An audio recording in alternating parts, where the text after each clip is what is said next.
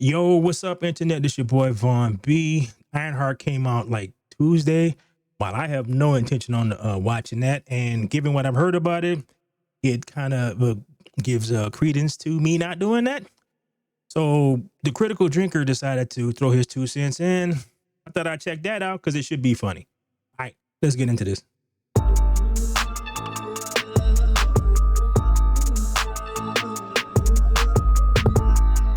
All right, here we go. Well, I told you so's don't get much bigger than this. Ironheart has finally been inflicted on the world after gathering dust in the Marvel vault for the better part of 3 years, and Given the reviews, inflicted is probably the most correct word for this. by golly, I can see why they tried so hard to bury this thing. Having suffered through the first 3 episodes now, I can confidently say that this is by far the worst thing Marvel have ever produced in nearly 20 years of MCU history. And damn man, that's up against some pretty stiff competition by this point. This thing was greenlit about 5 years ago or something like that. It was shot during Black Panther 2. So that meant this thing has been sitting on the shelf for about 2 to 3 years. It is, from what I've heard, it is full of everything from that particular time period, all shoved into one thing. This is the main reason why Disney is trying to get this thing out as quickly as possible. And all of the woke people are so pissed off about that. It's actually funny to watch. Cringe-inducing calamity of a show drenched in identity politics that have aged worse than Mickey Rourke's face. Ooh. Weighed down by hammy acting and nonsensical dialogue, a protagonist who's willing to lie, cheat and steal just to repeat something that's already been done decades ago, a moral compass that changes depending on who it's applied to, and characters so obnoxiously cliched and stereotypical that they feel like a parody of corporate social justice programs. In short, Ironheart is a creative, logical, and probably financial disaster, and the worst possible thing that could happen to Marvel in a year when it's already staring down the barrel of 3 high-profile flops. Let's get this over with quick, because I don't want to waste any more time on this trash than I absolutely have to. So The armor design is...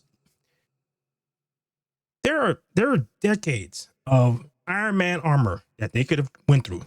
Like decades of all types. Everything that ever crossed anybody who wrote for Iron Man created a type of armor to fit multitudes of stories from in space, under the ocean, everything. And what they came up with is stuff that looks like Power Rangers, like 1999 suits. They design suits. Just choose one. If you're gonna steal from Iron Man, just steal from Iron Man. I don't know why you got to make up your own crap, and you clearly cannot do a good job at it. So the show picks up with nobody's favourite character, Riri Williams, a grad student at MIT who's been busted helping other students cheat on their exams for money. Riri's angry because she wants more resources to make Iron Man tech available to everyone and become even more famous than Tony Stark, who apparently only succeeded because he was a billionaire. What the fuck?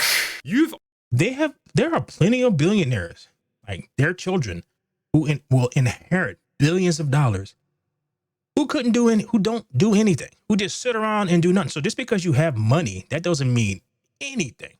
This is so stupid. So stupid. You've already been given a free scholarship at the most prestigious university in the entire country and 4 years of funding to construct your very own Iron Man suit, and that's still not enough for you? And you're cool with the Wakandans. They brought you to their secret. They brought you to their secret place that nobody gets to go to. The amount of privilege that you have with just that alone is mind-boggling. Do you realize how many people would literally kill to be in your position right now? Do you realize how fucking ridiculously arrogant and entitled this makes you look? Also, I hate to break it to you, sweetheart, but there's a very obvious reason why Iron Man suits aren't widely available in this world, and if you stop to think about it for just a second, I'm pretty sure you'll figure it out too.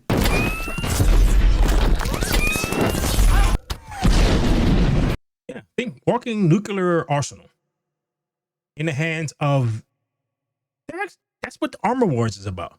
Which is funny. It's a movie that we're never going to get because you killed Tony Stark, and for whatever reason you don't want to do anything with Rhodey, but you'd rather do this. You can have Armor Wars, because Armor Wars is exactly what happens when everybody gets Stark Tech. When you get all different corporations and different countries and all that stuff get access to Stark Tech. That is what the Armor Wars is about. Which Disney said that, or Marvel said that they were going to do, which they're never going to do. But that is exactly what would happen if Stark Tech was available to everybody. That would mean that anyway, when Riri rightfully gets expelled for causing massive property damage and subverting the school exam system, she does the logical thing and steals the Iron Man suit that she already built with university funding and takes it for herself. Son of a bitch! So she's a criminal. Great. You know, for a show that's all about challenging racial stereotypes, you're really not sending out the message you think you are with this one. Anyway, back home in Chicago, she clones her own brain to make an AI for the suit, which I guess is something you can just do now, and it somehow morphs into her dead friend Natalie, who got killed in a drive-by shooting years earlier. And how exactly can I describe Natalie? Well, imagine Jarvis, but now he's an insufferable twat with the personality of an abrasive teenage girl from the hood who constantly fucks things up for the main character.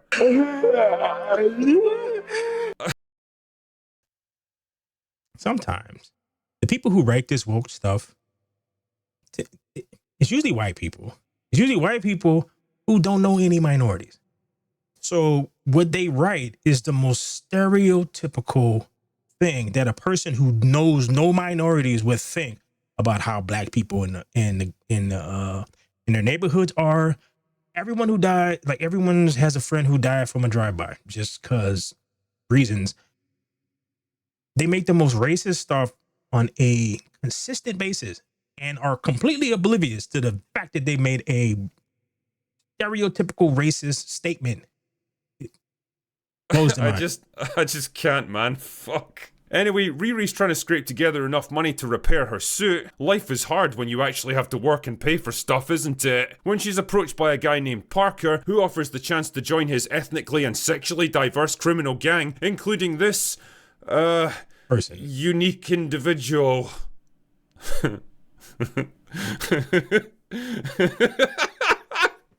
What even is this show, man? In return, it is the year of 2022, 2023. That's what it is. It is everything that happened around that time period, all in one show. for using her Iron Man suit to help them steal from people, she'll get all the money and resources she needs. And because stealing and breaking the law is only bad if other people do it, Riri immediately accepts his offer. Like, you realize you could just take this kind of technology to any major tech firm in the country and they'd give you so much cash you could swim in it, right? Or how about Wakanda? They seem like they'd be more than happy to have someone of your talents on boards, but you already went, and she already went there, so they know her.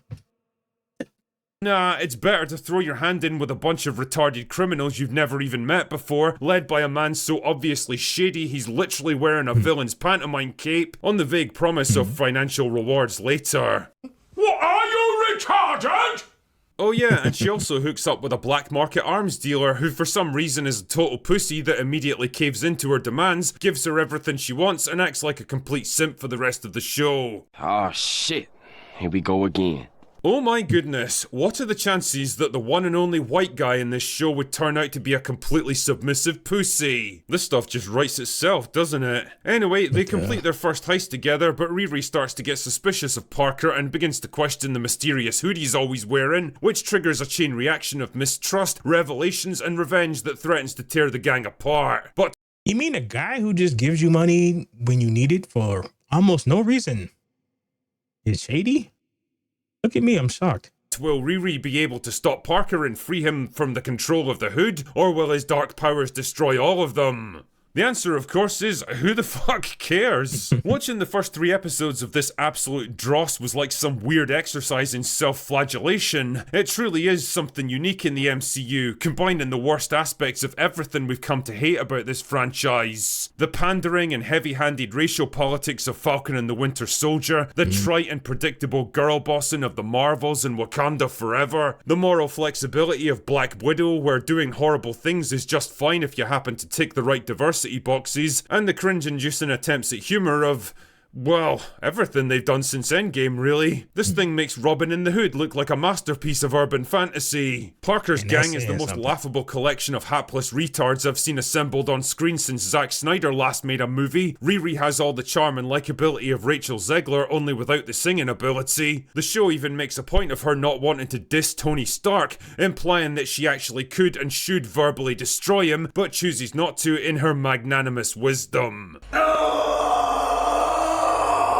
And fuck me, I don't know what kind of humiliation ritual Hollywood's putting Alden Ehrenreich through after Solo, but it can't possibly be worth it to appear in trash like this. His character is eventually revealed to be the son of Obadiah Stane from the first Iron Man, because of course he is, but he doesn't want to follow in his dad's footsteps. A guy like Obadiah Stane would not raise a son like this. It just wouldn't happen. Because he would be he could have been like a much better character if he was actually like his dad. But he's a straight white dude, so that's never going to happen. Which is why he's become a black market arms dealer.